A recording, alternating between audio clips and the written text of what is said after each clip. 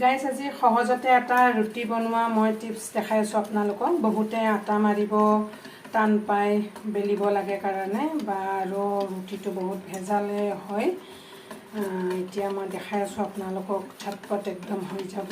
এনেকৈ আপোনালোকে এটা বাউল ল'ব, তাতে আটা ল'ব আৰু অকণমান নিমখ দিব আৰু আপোনালোকে যদি অকণমান মছলাযুক্ত খাব বিচাৰে অকণমান জিৰা গুড়ি ধনিয়া এনেকৈ দিব পাৰে।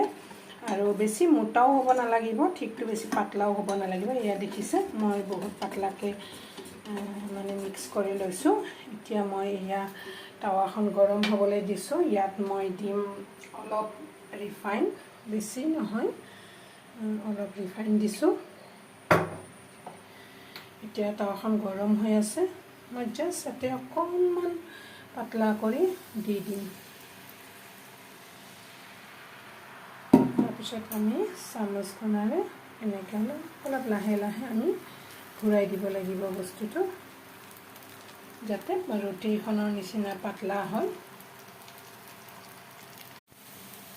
এয়া দেখিছেনে কি ধুনীয়া ৰুটিখনৰ নিচিনা হৈছে।